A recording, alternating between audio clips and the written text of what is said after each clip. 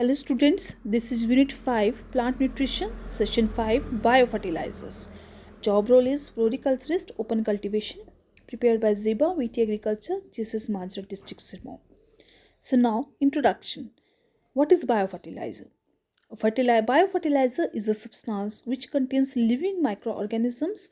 When applied to seed, plant surface or soil, colonizes the rhizosphere or the interior of the plant and promotes growth, then increasing the supply or availability of primary nutrients to the host plant.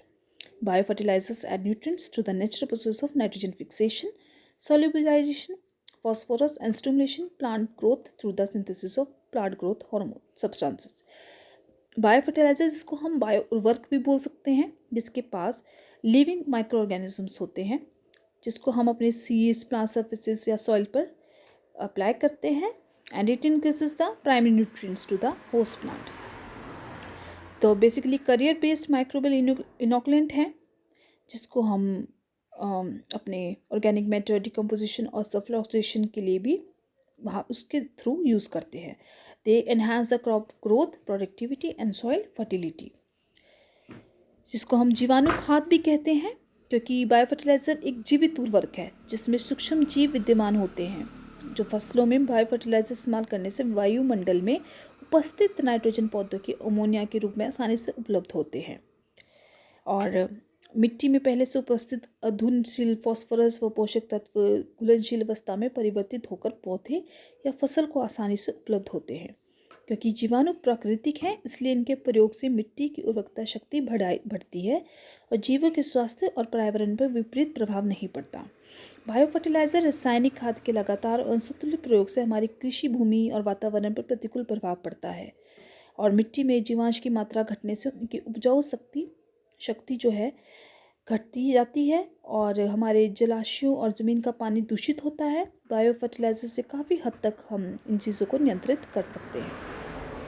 Now comes types of biofertilizers. They can be grouped into bacterial, fungal, algal, aquatic form, earthworms. Bacterial में symbiotic nitrogen fixer जैसे कि rhizobium हो गया, azospirillum species हो गई. Free living जो nitrogen हमारे fixers हैं वो है azotobacter, klebsiella etcetera. Algal biofertilizer में बीजीए है, ब्लू ग्रीन एल्गी इसको हम बोल सकते हैं, in association with azolla.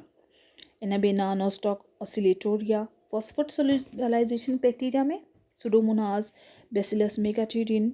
Fungal biofertilizer में VAM. Last is our earthworm. So ये हमारे अलग अलग प्रकार हैं. जैसे राइजोबियम, ये एक बायो फर्टिलाइज़र के मुख्य रूप से बहुत ही इम्पोर्टेंट हमारा वो है जैविक उर्वरक है, जो सभी तिलहनी और दलहनी फसलों में सजीवी के रूप में रहकर पौधों की नाइट्रोजन की पूर्ति करता है.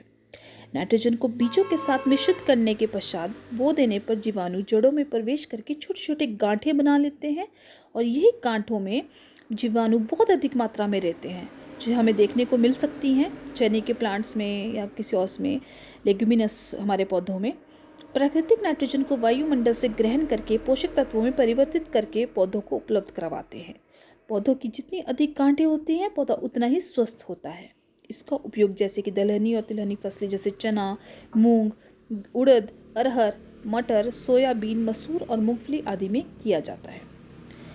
सो बैक्टीरिया फर्टिलाइजर, जिसको हमने अभी भी पढ़ा, जैसे live cells of bacteria used as biofertiliser. Nitrogen fixing bacteria work under two condition. एक होता है सिम्बायोटिकली और एक होता है non symbiotically.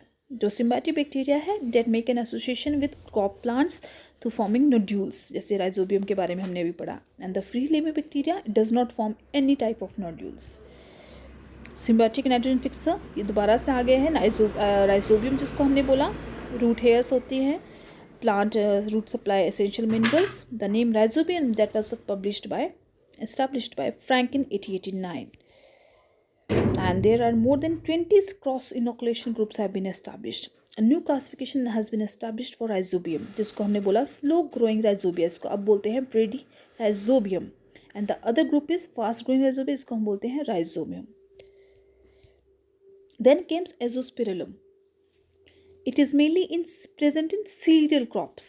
Inhabits both fruit cells as well as the surrounding of fruits. Form symbiotic relation and increasing nitrogen fixing potential of the cereal plants. Azospirillum is recognized as a dominant soil microbe nitrogen in the range of 20 to 40 kg per hectare in the rhizosphere in non-leguminous plants जैसे कि cereals, millets, oil seeds, cotton. Considerable quantity of nitrogen fertilizer up to 25 to 30% can be saved by use of azospirillum, and this species have been commonly exploited for the use of nitrogen for supplying biofertilizer. Then comes free living bacteria. Large number of free living symbiotic non-symbiotic bacteria that does not form nodules, से गांठें नहीं बनाता है, but makes association by living in the rhizosphere present in soil. जो हमारे commonly free living है वो है एजोटोबैक्टर, क्लेप्सिला एंड एजोटोबैक्टर एक बायोवर्क है which provides the required amount of nitrogen to the plants from the soil. Then comes azolla. Azolla floats on the surface of water by means of numerous small closed overlapping scale-like leaves with their roots hanging in the water. ये एक तरह से तैरता है हमारे पानी में surface water में, जैसे कि तालाब हो गए, नहरें हो गई, नदियाँ हो गई. With means of numerous small, वहाँ पे बहुत सारे small overlapping scale like leaves होते हैं विद उनकी जो जड़ें हैं वो पानी में हैंग करती हैं, लटकती है. They form a symbiotic relationship with cyanobacterium Anabaena Azolla which fixes atmospheric nitrogen giving the plant access to the essential nutrients. ये एक सिम्बायोटिक रिलेशन बनाता है साइनोबैक्टीरियम के साथ. Then comes Azotobacter, that is a free living bacterium used as biofertilizer in the cultivation of most crops. They are gram negative aerobic soil dwelling bacteria, typically polymorphic, different shape और size होते हैं इनके, जैसे कि 2 से 10 micron long and 1 to 2 micron wide.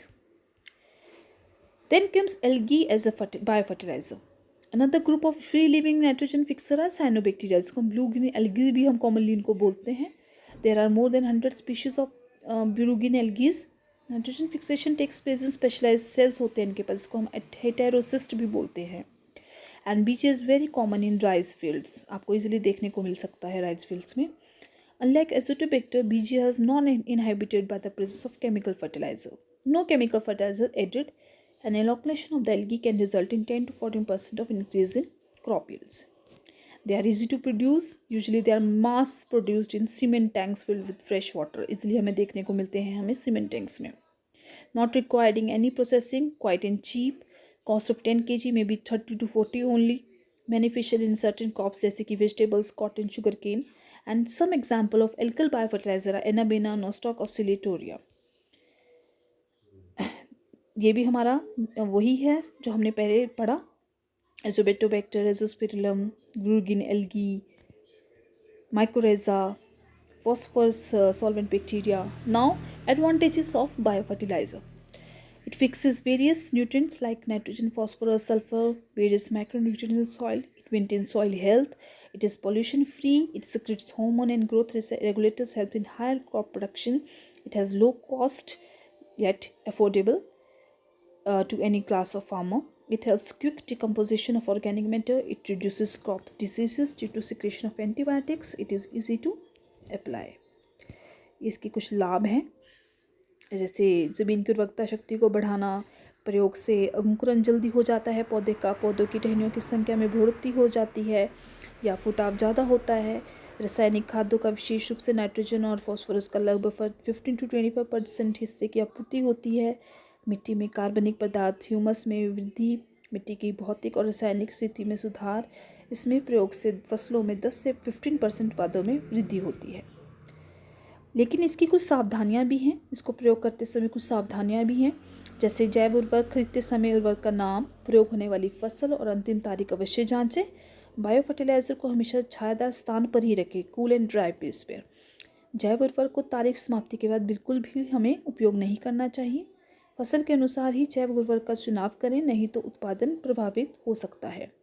फसल और company के मापदंडों के अनुसार खाद का प्रयोग उचित मात्रा में ही करें, जितना अमाउंट उस पर लिखा है उसके अकॉर्डिंग ही करें. Disadvantages, bio fertilizer require special care for long term storage because they are alive. ज़्यादा ही स्पेशल केयर की जरूरत होती है. They must be use before their expiry dates. If other micro organism contaminate the current medium और if growed use the wrong string they are not as effective.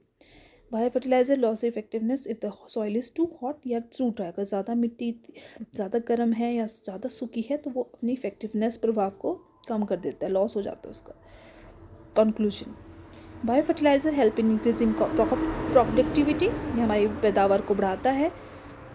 It replace 25 to 30% of chemical fertiliser, उसको replace कर सकता है। It can be applied to seed treatment, seeding inoculation, set inoculation, seed pelleting, career based biofertilizer commercialized on large scales. Thank you.